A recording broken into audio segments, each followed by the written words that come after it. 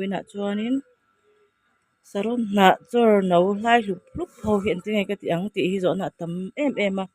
common question kan ti thei hialang kan kat atanga aron chor la hian then khat chu partum lem lo hian na hi aron chor vak zel me ya he po hin hong hian tun thamasa vel te kha chuanin in hnuaiah ka da veranda khan mawi takin a para ful vekin a para sawmi nia ka han kat kola chuan leitha hi ka duangin ka pe to lo ni chu ka kat kol khan ka buai lu tu wang khan chuanin aron chor ta hi aron par tho ta ni par chuma sengin ful lo chiang khop mai tro khoin hmang hian a chelom chu kha chu wang chuan tuna han ka ron siam dona video kha hei in hmang hian na hi ron hlai ta vak rengota leitha pek lo nen man lo nen buai nen mo chuwang chuanin hei tuna hian ka han ti le lok don ani a hei aron chor kha partum mia lo hian na hlir ron chhuak ka tianga hei in hmang hianin ron par ve a nui zat thlak zo ka nui zat thlak po hi kha kha ni om dan chu mo kan han kat hian an par ngal bik lem lo ta song bol hi an lo ngai ve le thin ta ni kha then kha chuan kan thri thiam lowa kan kata kan da top ringota a na te a par choi nge choi lo te kha kan en nguna kan thlek vereng hin ngai ni chu hei po hin chuwa ka da ka en kol man to lo ren ka kat kol popa hei tian ka hung to pen chunga le thak te engma pelawin ka da top nu kha chuan aron par ve tho par chu ma se hei in hong han pa hi khat ba ka par lawa aron chor no te hi engma in hmuam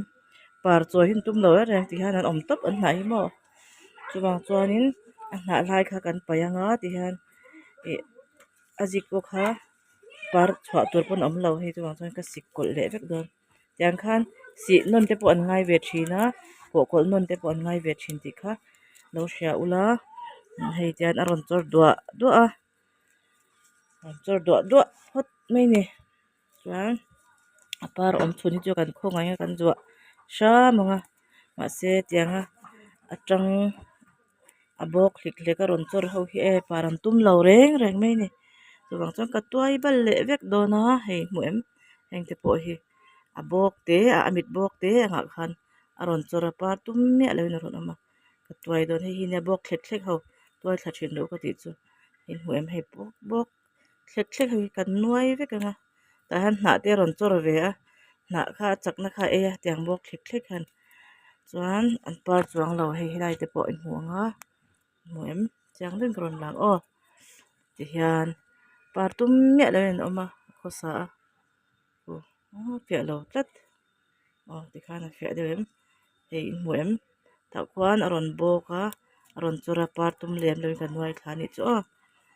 chuan heta han hei amit te hi om thin ta sin te hi sarona hian arkhel kan ti ho kha chuan ta khan kan nuai thla vek don ani kan nuai thla vek anga ti hi tharin kan tuai nuam le ang lei tha te ka pe ve le ang boil tuk chuan mo lo tam bok nen hian lo ngai tha a ka lo en kol vek man thin bik lawa hi te pawh hi in fact tur chu saron hi akung ding u ta a chipa par buk le kan du chu hetiang a hnuai lampang ron chor hetian kan bal zel ta ni kan bal dei ta chuan ti khan akung khadinga aron par chipa ron par mai ta ni du lem lo chuan akung tluan pawh khan a par tir thei thawa ron chor kha aron chor tir kha chuan aron par don mani ka tia azik kha ron chhuah chho tan sia ma seng hei ka han en le hian par tum reng hin lo om lo mo na hlai deuh thatlep hlup khan ron chhuah ka pai vek don ni he pai vek anga en chin le ang sawmi ania hi sawmi a par chin ho chu kan zu ang ka ti kha mor tak a han ma sengin tun themi sawmi tak hi chu zik sei deuh ang kha chhuah lem lawa an ma ni han an ron chor ve a ta khan ron par me a ma sengin a hna hlai kha tam lut tuk ta ni chu kha khan chakna ia par tur zong kha hna kal ral vek nya chuan hna kha kan pai le vek anga aron chor atangin kan vil le tawng hi chu ka vil thalo ve le tu ka pakhata chuan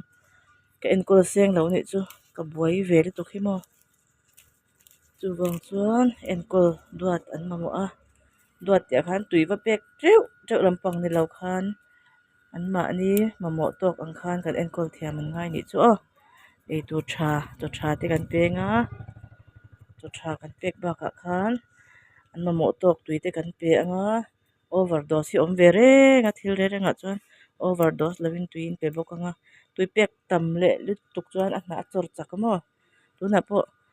ka video hmasa han ka rawn tawng sual zo a fur ruah tui te kha ka tia fur ruah tui ni lovin tun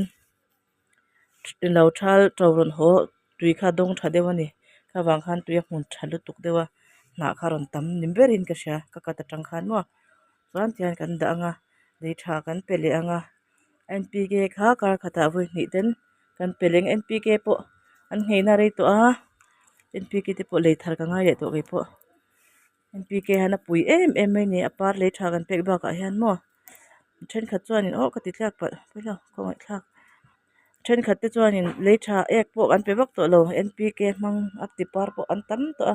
mahse a lei ti dur tu tan han kan duh awang hianin ke chuan ek hi kala pe char char thung a maw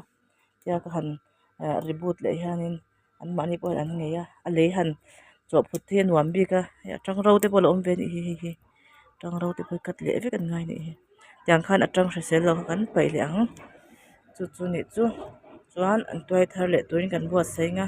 pital hlai pui pui sawmi buk lui a awm kha hi ti chauh hian a rawn par a hnah a vek ania bak kha chu thil normal ani an normal life ve tho ni ti kha lo hriah ula saron te kha a then chu an rawn chawr hlimah hian par tum nghal mai hin awm thin a then erawh chu ti khan hnah lian pui pui hi an rawn chhuah thin tih kha ka lo en tir ve leh chauh ni chu lo lung ngai lo ula tiang khan in lo bal kolh leh anga lei tha nen in lo chuam anga a rawn par mai ang hei pawh rawn par mai tawh ang le zawai hmenah lawn thu ka lo sei leh khawngai takin min lo like sak anga min lo la sap lo te pawh in min lo sap zel turin khawngai na ka rawn dil bawk